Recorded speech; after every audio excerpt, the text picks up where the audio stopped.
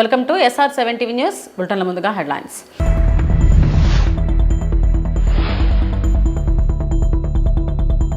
ఎన్నికల ప్రచారం మధ్య మహిళలకు భారీ ఊరట.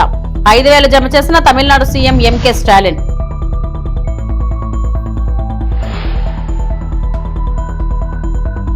శ్రీకాళహస్తిలో గిరి ప్రదక్షిణ మార్గానికి శంకుస్థాపన. దేవాలయాల అభివృద్ధికి ప్రభుత్వం కట్టుబాటు. AP deputy CM Pawan Kalyan.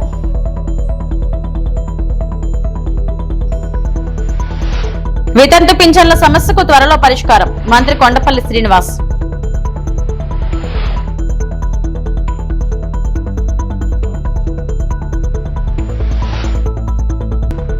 Ayaz మున్సిపాలిటీని దత్తత తీసుకుంటా మల్లు రవి.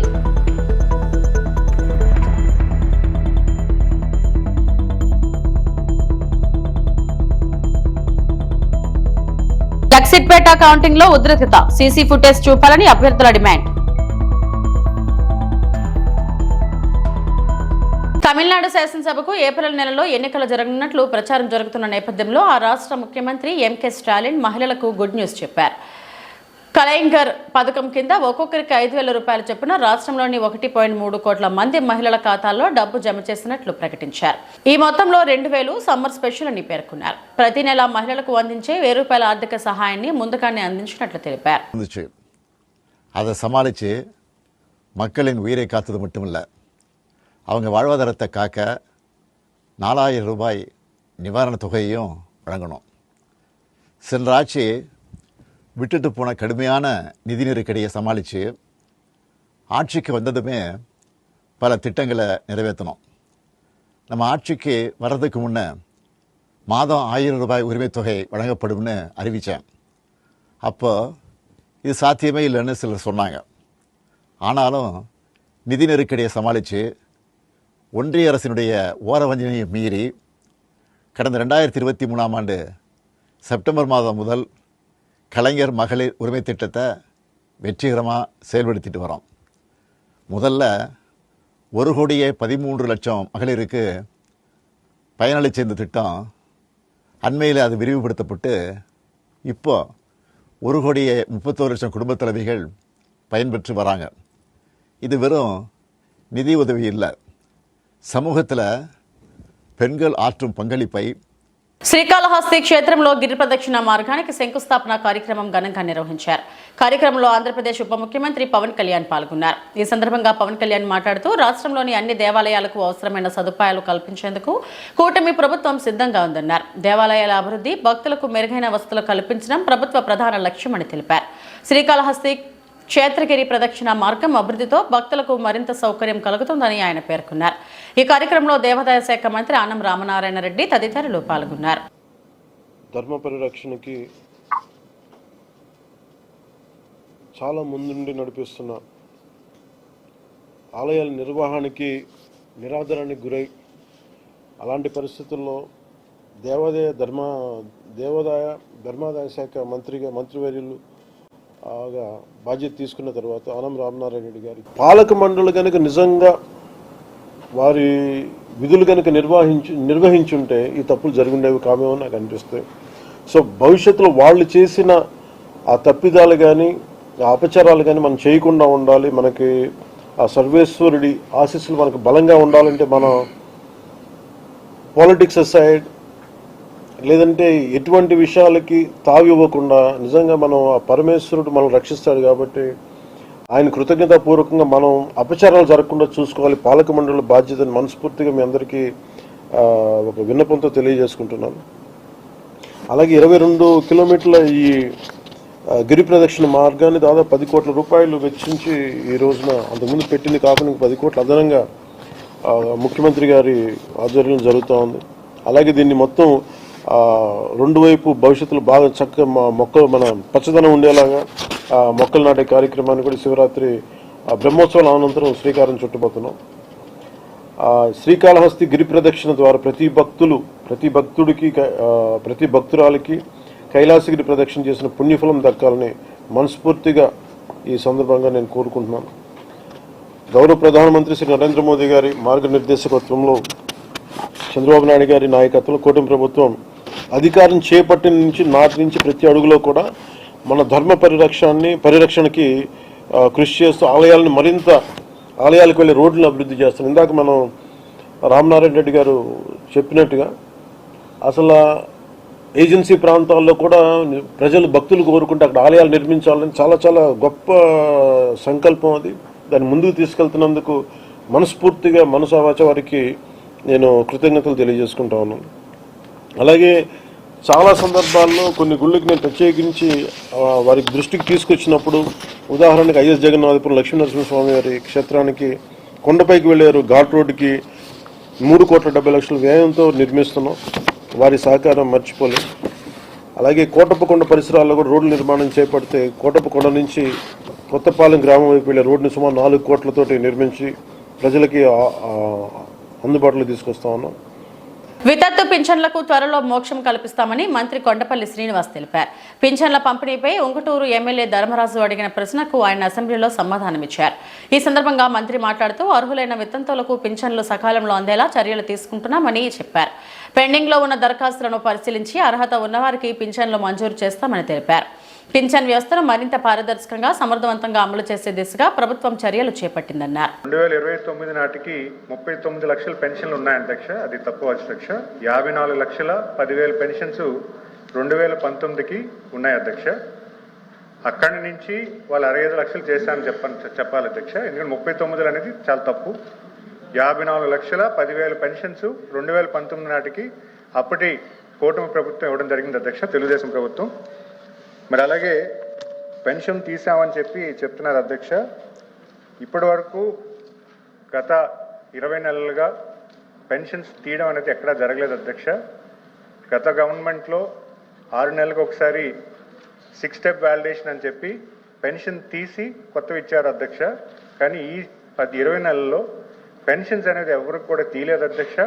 పైగా స్పౌస్ పెన్షన్స్ కూడా వెంటనే శాంక్షన్ చేయడం అవుతుంది అధ్యక్ష. ఎవరైతే భర్త చనిపోతారో వృద్ధాప్యం పెన్షన్లో ఎవరైతే భర్త చనిపోతారో వెంటనే భార్యకి కష్టం కలగకుండా, ఎందుకంటే వాళ్ళు హస్బెండ్ పెన్షన్ ఆ కుటుంబానికి కొంత సాయం ఉంటుంది. హస్బెండ్ చనిపోయిన తర్వాత భార్యకి వెయిట్ చేయకుండా వెంటనే పెన్షన్ ఇచ్చేలాగా ప్రభుత్వం చర్యలు తీసుకుంది. సుమారు ఇప్పటికే 2,50,000 స్పౌస్ పెన్షన్స్ ఇవ్వడం జరిగింది అధ్యక్ష. మరి అంతేకాకుండా ఎవరైతే స్వర్గస్థులు అవుతున్నారో వాళ్ళ పెన్షన్ ఆగడం అనేది వాస్తవం అధ్యక్ష. స్వర్గస్థులైన వారికి పెన్షన్ ఉండదు కదా అధ్యక్ష. వాళ్ళు 4,70,000 మంది గత 20 నెలల కాలంలో చనిపోయారు అధ్యక్ష. వాళ్ళ పెన్షన్స్ ఆపడం జరిగింది. మరి అలాగే ఎవరైతే 3 నెలల పాటు పెన్షన్ తీసుకోవాలో వాళ్ళు పర్మనెంట్ మైగ్రేషన్ కింద పెన్షన్ ఆపడం జరుగుతుంది అధ్యక్ష. ఆ 3 నెలల కాలంలో కూడా 1 నెలలో గత ప్రభుత్వంలో 1 నెల ఇవ్వకపోతే ఆ నెల పెన్షన్ కోల్పోవడం జరుగుతుంది అధ్యక్ష. కానీ కూటమి ప్రభుత్వం వచ్చిన తర్వాత ఈ 3 నెలల్లో ఏ నెలలో వచ్చినా కూడా 3 నెలల పెన్షన్స్ కూడా ఇవ్వడం జరుగుతుంది అధ్యక్ష. ఎందుకంటే ఈరోజు చాలామంది ఆంధ్రప్రదేశ్లో వలసగా కొంతమంది బయటకి ఉద్యోగం కోసం వెళ్ళిన వాళ్ళు ఉంటారు, లేదా కొడుకు దగ్గర ఉండడానికి కొడుకు బయట ఉద్యోగం చేస్తే కొడుకు దగ్గర నివాసం ఉండడానికి వెళ్తున్నారు. వాళ్ళకి కూడా గౌరవప్రదంగా 3 నెలల్లో ఎప్పుడు వచ్చినా కూడా పెన్షన్ ఇవ్వడం జరుగుతుంది అధ్యక్ష. అమరావతి లెజిస్లేటివ్ అసెంబ్లీలో సభ్యులు అడిగిన ప్రశ్నలకు సమాధానమిచ్చారు. శ్రీకాకుళం జిల్లాలోని ప్రాజెక్టులు మరియు కర్నూలు జిల్లాలో గుండ్రేవుల ప్రాజెక్టుల పురోగతిపై వివరాలు వెల్లడించారు. ఈ సందర్భంగా మంత్రి నిమ్మల రామానాయుడు మాట్లాడుతూ ప్రాజెక్టుల పనులు దశల వారీగా కొనసాగుతున్నాయని తెలిపారు. భూసేకరణ, ఆర్థిక మంజూరులు, సాంకేతిక అనుమతులు ప్రక్రియలు కొనసాగుతున్నాయని చెప్పారు. ప్రాజెక్టులు పూర్తయిన తర్వాత ఆయా ప్రాంతాల్లో సాగునీటి సదుపాయం మెరుగుపడటంతో పాటు తాగునీటి సమస్యకు శాశ్వత పరిష్కారం లభిస్తుందని పేర్కొన్నారు. నిర్ణీత గడువులో పనులు పూర్తి చేయడానికి ప్రభుత్వం కట్టుబడి ఉందని స్పష్టం చేశారు. కర్నూలు, నంద్యాల జిల్లాలకు సంబంధించి కొడమూరు, కర్నూలు, నందికొట్కూరు, శ్రీశైలం, పాణ్యం, నంద్యాల, ఆలగడ్డ, బనగానపల్లి అంటే ఏదైతే ఈ యొక్క కేసీ కెనాల్కి సంబంధించి మేజర్గాను, అదేవిధంగా కర్నూలు, నంద్యాల, కడప పట్టణాలకు సంబంధించి త్రాగునీటి సరఫరా కోసం భవిష్యత్తులో ఆదోని, ఎమ్మినగూరు, మంత్రాలయం, ప్రతికొండ, కొడుమూరుకు సంబంధించినటువంటి మరి ఈ యొక్క పశ్చిమ ప్రాంతానికి అవసరాల దృష్ట్యా ఈ యొక్క గుండ్రేవుల రిజర్వాయర్ని రూపొందించిన మాట వాస్తవం అధ్యక్ష. దీనికోసం 2019 ఫిబ్రవరిలో 2,890 కోట్ల రూపాయలతోటి ఆ రోజునటువంటి తెలుగుదేశం ప్రభుత్వం దీనికి అనుమతులు మంజూరు చేసి నిధులు కేటాయించడం జరిగింది అధ్యక్ష. అయితే దీనికి కొంత ఇంటర్స్టేట్ ప్రాబ్లమ్స్ రావడంతో, అంటే ఏదైతే ఈ గుండ్రేవుల ద్వారా మన రాష్ట్రంలో అయితే 11 గ్రామాలు ముంపుకు గురవుతూనే 15,200 ఎకరాలు అయితే మన రాష్ట్రం కాబట్టి మనకి ఇబ్బంది లేదు అధ్యక్ష. కాకపోతే తెలంగాణలో ఉన్నటువంటి 5 గ్రామాలు అంటే 7,800 ఎకరాలు ముంపుకు గురవడం, కర్ణాటకలో 400 ఎకరాలు అంటే టోటల్గా 23,129 ఎకరాలు ఏదైతే ఈ యొక్క ఇంటర్ స్టేట్ లో ఉన్నటువంటి ప్రాబ్లమ్స్ ఉన్నాయో దీనివల్ల ఏదైతే తెలంగాణ అదేవిధంగా కర్ణాటక సంబంధించి వాళ్ళ ఎక్స్పెక్టెన్స్ అంటే ఏదైతే సమ్మతి గురించి మనం కూడా వాళ్ళతో డిస్కషన్ చేస్తూ ఉన్నాం అధ్యక్ష. ఇంకా వాళ్ళ దగ్గర నుంచి మరి సమ్మతి ఒకటి రావాల్సిన అవసరం ఉంది. రెండవది ఏదైతే కేఆర్ఎంబి అదేవిధంగా సిడబ్ల్యూసి అదేవిధంగా ఎపెక్స్ కౌన్సిల్ అనుమతులు ఒకటి రావాల్సి ఉంది అధ్యక్ష. తప్పనిసరిగా ఇంటర్ స్టేట్ అంతర్రాష్ట్ర సమస్యలు ఏవైతే ఉన్నాయో వాటి పరిష్కారం చేసి ఈ గుండ్రేవులను ముందుకు తీసుకెళ్లేటువంటి విధంగా ఈ ప్రభుత్వం చర్యలు తీసుకుంటుందని చెప్పి మీ ద్వారా తెలియజేస్తున్నాను అధ్యక్ష. మల్లు రవి అయాజ్ మున్సిపాలిటీని దత్తత తీసుకుని అభివృద్ధి చేస్తానని తెలిపారు. ప్రజలు తనను ఓడించినా కూడా ప్రాంత అభివృద్ధి కోసం కట్టుబడి పనిచేస్తానన్నారు. మున్సిపాలిటీ అభివృద్ధికి అవసరమైన నిధులు మౌలిక వసతులు కల్పించేందుకు కృషి చేస్తానని ఆయన చెప్పారు. రాజకీయాలు పక్కన పెట్టి ప్రజాసేవే తన లక్ష్యమని స్పష్టం చేశారు. ప్రాంత ప్రజల సమస్యలను పరిష్కరించేందుకు నిరంతరం అందుబాటులో ఉంటానని మల్లు రవి పేర్కొన్నారు. ఈ ఐజా పట్టణాన్ని నేను పార్లమెంట్ సభ్యుడిగా నాగర్ కర్నూలు పార్లమెంట్ లో దత్తత తీసుకున్నానని ప్రకటించాను. ఈ దత్తత తీసుకోవటం వల్ల ఇక్కడ రాష్ట్ర ప్రభుత్వం నుంచి వచ్చే రోడ్ల కోసం గాని, డ్రైన్ల కోసం గాని, ఇండ్ల కోసం గాని, పెన్షన్ల కోసం గాని, రేషన్ కార్డుల కోసం గాని, ఉద్యోగం కోసం గాని అన్ని రకాల స్కీములు ప్రణాళికలు ఈ ఐజా పట్టణంలో ఇంప్లిమెంట్ చేసి దాని ద్వారా ఇక్కడ ఉన్న ప్రజల జీవన విధానంలో ఒక పెను మార్పు తీసుకొని రావాలనే ఉద్దేశంతో నేను సంపత్ గారు మాట్లాడుకుని మరి దీన్ని దత్తత తీసుకోవటం జరిగింది. లక్సెట్టిపేట మున్సిపాలిటీలో ఎన్నికల కౌంటింగ్ సందర్భంగా ఉద్రిక్తత చోటు చేసుకుంది. 3వ వార్డుకు సంబంధించిన 2వ బ్యాలెట్ పెట్టెలకు కవర్ సీల్ లేకపోవడంతో అభ్యర్థులు ఆందోళన వ్యక్తం చేశారు. ఈ అంశంపై అధికారులు అభ్యర్థుల మధ్య వాగ్వాదం జరిగింది. కొంతమంది అభ్యర్థులు కాంగ్రెస్ అభ్యర్థులు అక్రమాలకు పాల్పడ్డారని ఆరోపించారు. కౌంటింగ్ ను తాత్కాలికంగా నిలిపివేసి సీసీ ఫుటేజ్ ద్వారా స్పష్టత ఇవ్వాలని అభ్యర్థులు డిమాండ్ చేశారు. పరిస్థితిని అదుపులోకి తీసుకురావడానికి అధికారులు చర్యలు చేపట్టారు. పేపర్ సీల్ కాదు సార్, ఇది ఎందుకు మీరు దానికి సమాధానం చెప్పండి. మిగతా 14 వార్డులలో క్లాత్ ప్యాకింగ్ వచ్చింది, ఒక 3వ వార్డులో ఎందుకు క్లాత్ ప్యాకింగ్ రాలే? మా ఆబ్జెక్షన్ మీరు సమాధానం చెప్పండి. మా ఆబ్జెక్షన్ మీరు సమాధానం చెప్పిన తర్వాతనే కౌంటింగ్ స్టార్ట్ చేయండి. ఏ దద్దమ్మలాగా చదువు ట్రైనింగ్ ఉండదా? ఎలక్షన్ ట్రైనింగ్ ఉండదా? చూడండి, పేపర్ సీల్ తో సంబంధం లేదు. అక్కడ క్లాత్ ప్యాకింగ్ దానికి కూడా ఉంటుంది. చూడండి, క్లాత్ ప్యాకింగ్ దానికి కూడా ఉంది, క్లాత్ ప్యాకింగ్ చూడండి. అది చూడండి, క్లాత్ ప్యాకింగ్ దానికి కూడా ఉంది. ఈ 2 బాక్స్లకు ఎందుకు చెప్పండి. ఈ 2 బాక్స్లకు ఎందుకు క్లాత్ ప్యాకింగ్ ఉండదు? ఎందుకుండదు సార్ తేడా? మరి దీనికి ఎందుకు చేయలేదు అంటున్నాం మేము. ఈ 2 బాక్స్లకు ఎందుకు చేయలేదని క్వశ్చన్ చేస్తున్నాం. చెప్పండి, ఈ 2 బాక్స్లకు ఎందుకు చేయలేదు క్వశ్చన్ చేస్తున్నాం మేము. చూపించండి అప్ టు డేట్. అరే వట్టిదే కావచ్చు సార్, అది వట్టిదే కావచ్చు అంటే మీరు సార్ అది వట్టిదే కావచ్చు. దీనికి ఏమైనా మార్కింగ్ ఇచ్చుకున్నారా? 3వ వార్డు గిట్ట మాకు తెలియదు. తిరుమల శ్రీవారిని నైవేద్య విరామ సమయంలో తమిళనాడు మాజీ ముఖ్యమంత్రి ఎడప్పాడి పళనిస్వామి కుటుంబ సమేతంగా స్వామివారిని దర్శించుకున్నారు. వీరికి ఆలయ అధికారులు స్వాగతం పలికి దర్శన ఏర్పాట్లు చేశారు. దర్శనానంతరం రంగనాయకుల మండపంలో వేద పండితులు వేదాశీర్వచనం అందించగా ఆలయ అధికారులు స్వామివారి తీర్థ ప్రసాదాలను అందజేశారు.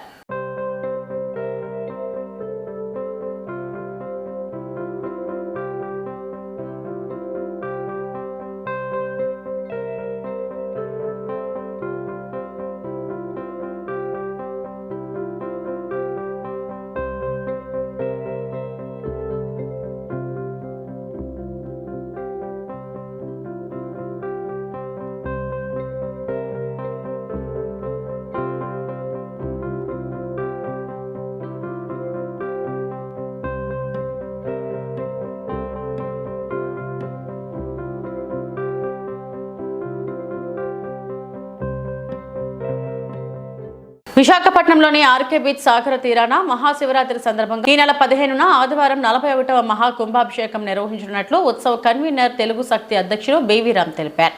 కేంద్ర మాజీ మంత్రి టి సుబ్బరామరెడ్డి ఆధ్వర్యంలో ఈ వేడుకలు అంగరంగ వైభవంగా జరగనున్నాయి. విశాఖ ప్రజలు సుఖ సంతోషాలతో వర్ధిల్లాలని, ప్రకృతి వైపరీత్యాలు రాకూడదనే సంకల్పంతో 40 ఏళ్ల క్రితం ఆర్కే బీచ్ వద్ద మహాకుంభాభిషేకానికి శ్రీకారం చుట్టినట్లు నిర్వాహకులు తెలిపారు. ప్రతి సంవత్సరం ఆనవాయితీగా నిర్వహిస్తున్న ఈ ఉత్సవాలకు ఈ ఏడాది కూడా విస్తృత ఏర్పాట్లు చేసినట్లు చెప్పారు. భక్తులచే పవిత్ర జలాలు, పళ్ల రసాలతో శివలింగానికి అభిషేకం నిర్వహించనున్నారు.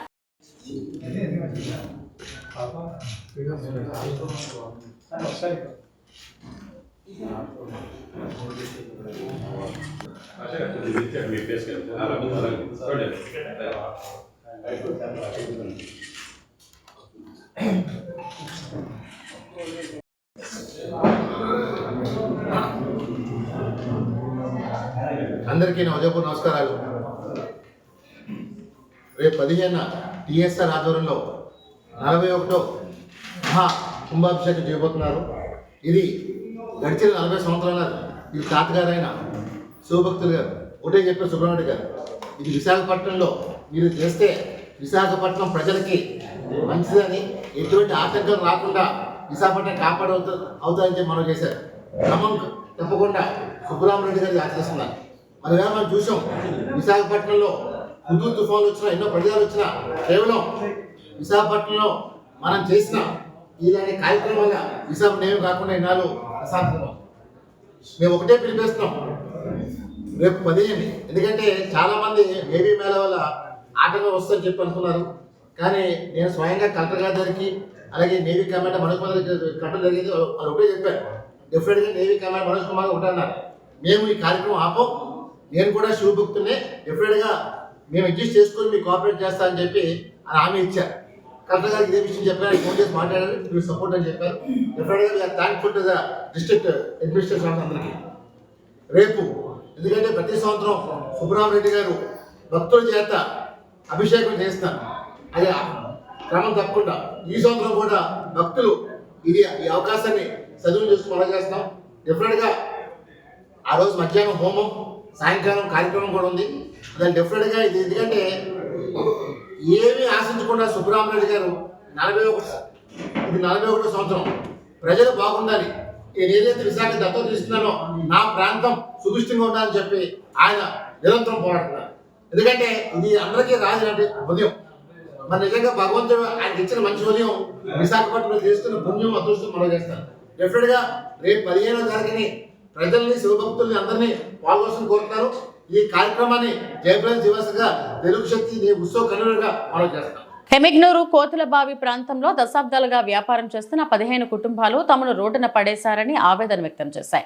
మున్సిపల్ అధికారులు శాశ్వత దుకాణాలు కట్టిస్తామని చెప్పడంతో షాపులు ఖాళీ చేశామని, తర్వాత గుడి స్థలం అంటూ వివాదం సృష్టించారని ఆరోపించాయి. జిల్లా టీడీపీ ప్రతినిధి బందెన్వాస్ బాధితులకు న్యాయం జరుగుతుందని తెలిపారు. ఎమ్మెల్యే బివి జయనాగేశ్వర రెడ్డి కూడా షాపులు తిరిగి కేటాయించేలా చర్యలు తీసుకుంటామని హామీ ఇచ్చారు. మేము కోతులబావి దగ్గర ప్లేస్లో ఇన్ని కుటుంబాలు జీవిస్తున్నామన్నా గత 60-70 సంవత్సరాల నుంచి మేము జీవిస్తున్నాము. ఇప్పటి వరకు ఏ పార్టీ వాళ్ళు కూడా వైఎస్ఆర్ పార్టీలు కానీ, కాంగ్రెస్ పార్టీలు కానీ, టీడీ పార్టీలు కానీ ఎవరిని కూడా మమ్మల్ని ఇంతవరకు టచ్ చేసింది లేదు, అక్కడి నుంచి ఖాళీ చేయాలని చెప్పింది లేదు. ఇప్పుడు ఎమ్మెల్యే జయనాగేశ్వర రెడ్డి గారు గతంలో వాళ్ళ తండ్రి గారు ఇచ్చిన హామీ, ఎప్పటికైనా మీకు మేము పర్మనెంట్గా పట్టాలు ఇస్తానని భీమోహన్ రెడ్డి గారు చెప్పినారు. అదేవిధంగా ఆయన క్రీసేసినందుకు జయనాగేశ్వర రెడ్డి గారు పిలిచి మీది మున్సిపాలిటీ స్థలము, మీరు ఖాళీ చేస్తే మీకే ఆ ప్లేస్లో స్థలాలకు అందరికీ మీకు బంకులు వేసిస్తాము, మీరంతా రోడ్డుకు వచ్చినారు, కొద్దిగా ఎన్నిక జరిపి మిమ్మల్ని అంతా లైన్గా ఒకే లెవెల్గా మీకు చేస్తామని చెప్పినారు. అందుకు కమిషనర్ గారు పోయిన సంవత్సరం డిసెంబర్లో పిలిపించి చెప్పడం జరిగింది. మేము తర్వాత ఎమ్మెల్యేతో కలిసే మీకే చేస్తామని చెప్పినారు. అందుకు ఆ ఎమ్మెల్యే కమిషనర్ మాటిని మేము కాల్ చేసినాము. ప్లేస్ అంతా ఖాళీ చేసిన తర్వాత వీళ్ళు దౌర్జన్యంగా విశ్వ హిందూ పరిషత్తులో వచ్చేసి కాంపౌండ్ వేసి స్థలము టెంపుల్ అని బెదిరిస్తున్నారు. మమ్మల్ని అక్కడ దగ్గర రానియడం లేదు, మా బండలు వాళ్ళు కొడుతున్నారు, మమ్మల్ని దగ్గర కూడా రానియడం లేదు. మమ్మల్ని ప్రభుత్వం ఏ విధంగా ఎలాగైనా ఆదుకోవాలని కోరుకుంటున్నాం. కమిషనర్ సార్ చెప్పిన దానికోసం ఆయన విలువ ఇస్తాం సార్, మేము విలువ ఇచ్చి 10 అడుగులు వెనుక పోవాలని చెప్పిన దానికోసం మేము తీసినాం సార్. మేము ఇప్పుడు ఎవరో వచ్చి కాస్త అదింత తీసిన దానికోసమే మాది అని పట్టి మాకు కులాల మతాలు అడ్డం పెడుతుంటారు సార్. ముస్లిమ్స్లు బతుకుతుంటారు అక్కడ ఎక్కువ, హిందువులు తక్కువ బతుకుతుంటారు సార్. అట్లాంటి అంతా మనుషులంతా ఒకటే సార్, ఎవరికైనా మేము దేవుడే కదా సార్. అని నేను ప్రార్థిస్తున్నాను. దయచేసి మాకు న్యాయం చేయండి సార్, తెలుగు కమిషనర్ సార్, న్యాయం చేయండి సార్. ఇప్పుడు నిందమరి తీసిపారుస్తున్నారు సార్, మాకు న్యాయం చేయండి సార్, దయచేసి న్యాయం. రోడ్లో పడ్డాం సార్, మా భార్య తీరిపోయింది సార్, కొంచెం చేయండి సార్. మా పిల్లలు ఉన్నారు, ఆడపిల్లలు ఉన్నారు సార్, దయచేసి మీకు నమస్కారం చెప్తాను సార్. తమ న్యాయపరమైన సమస్యలను పరిష్కరించాలని డిమాండ్ చేస్తూ రాష్ట్ర ఉపాధ్యాయ సంఘం ఆధ్వర్యంలో శుక్రవారం ఉదయం చిత్తూరు నగరంలో ఉద్యోగులు ధర్నా నిరసన కార్యక్రమాలు చేపట్టారు. కలెక్టరేట్లో ధర్నా కార్యక్రమానికి కలెక్టర్ అనుమతి ఇవ్వకపోవడంతో స్థానిక గాంధీ సర్కిల్ వద్ద ఉపాధ్యాయులు తమ ధర్నాలు, నిరసనలు, కార్యక్రమాలను కొనసాగించాల్సి వచ్చింది. ఈ సందర్భంగా ఎస్టీయు జిల్లా అధ్యక్ష ప్రధాన కార్యదర్శులు మదన్ మోహన్ రెడ్డి, షేక్ ఇలియాస్ మీడియాతో మాట్లాడారు. తక్షణమే 12వ వేతన సవరణ సంఘాన్ని ఏర్పాటు చేయాలని, అప్పటి వరకు 30% మేర మధ్యంతర వృత్తిని మంజూరు చేయాలన్నారు. అదేవిధంగా ఉద్యోగ ఉపాధ్యాయులకు రావాల్సిన ఆర్థిక బకాయిలను వెంటనే చెల్లించాలని, 2003 డిఎస్సీ ఉపాధ్యాయులు, పోలీసులకు పాత పెన్షన్ విధానాన్ని అమలు చేయాలని, సిపిఎస్ను వెంటనే రద్దు చేయాలని డిమాండ్ చేశారు. అధ్యక్షుడిగా నేను పనిచేస్తున్నాను. నా పేరు మదన్ మోహన్ రెడ్డి. ఎస్టీయు రాష్ట్ర శాఖ ఇచ్చిన పిలుపు మేరకు ఏదైతే కూటమి ప్రభుత్వం ఎన్నికలకు ముందు హామీ ఇచ్చిందో ఎన్నికల ప్రణాళికలో, ఆ ఎన్నికల ప్రణాళికని అమలు చేయాలా, ఏదైతే ఆర్థిక పరమైనటువంటి హామీలు ఉద్యోగస్తులకు ఇచ్చిందో అదన్నీ కూడా అమలు చేయాలనేటువంటి డిమాండ్తో మా రాష్ట్ర శాఖ దశలవారీ పోరాటాన్ని పిలుపునిచ్చింది. అందులో భాగంగా జనవరి 30వ తేదీ ప్రతి మండల కేంద్రంలో కూడా తహసీల్దార్లకు వినతి పత్రం సమర్పించడం జరిగింది. ఈ రోజు ఫిబ్రవరి 13వ తేదీ జిల్లా కేంద్రాల్లో ధర్నా నిర్వహించమని తెలియజేశారు. ఫిబ్రవరి 25వ తేదీ చలో విజయవాడ కార్యక్రమం కూడా చేపట్టబోతున్నాం. ముఖ్యంగా 12వ పిఆర్సీ కమిషన్ కు చైర్పర్సన్ ని నియమించాలి. అలాగే 4 డిఏలు పెండింగ్ లో ఉన్నాయి. ఆ పెండింగ్ డిఏలు 4 కూడా మాకు వెంటనే మంజూరు చేయాలి. సిపిఎస్ విధానం పైన సమగ్రమైనటువంటి విధానం మేము తీసుకొస్తామని చెప్పి గతంలో హామీ ఇవ్వడం జరిగింది.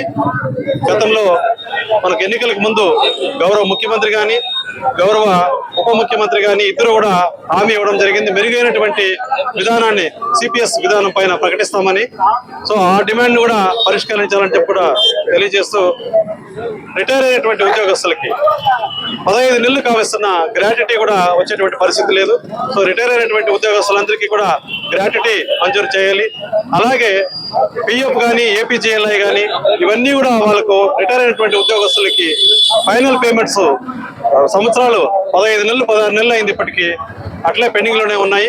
సో వాళ్ళు రిటైర్ అయినటువంటి ఉద్యోగులు వాళ్ళ పిల్లలకు పెళ్లిళ్ళ విషయంగా కానీ, లేదు ఇల్లు కట్టుకోవాలనేటువంటి ఉద్దేశంతో కానీ ఈ డబ్బులు వస్తాయని చెప్పి వాళ్ళు 1000 కళ్ళతో ఎదురు చూస్తున్నారు. కానీ ప్రభుత్వము ఇవ్వలేదు ఇంతవరకు. సో ఇవన్నీ కూడా ఈ డిమాండ్లు పరిష్కరించాలని చెప్పి కూడా దశలవారీ పోరాటంలో ఈరోజు జిల్లా స్థాయిలో చేస్తున్నాము. సో వెంటనే ప్రభుత్వం ఈ సమస్యలన్నీ కూడా పరిష్కారం చేయాలని చెప్పి కూడా మేము కోరుతున్నాము. ఎస్టీయు జిల్లా శాఖ. ఇవి ఇప్పటివరకు నా బులెటిన్ అప్డేట్స్. నమస్తే.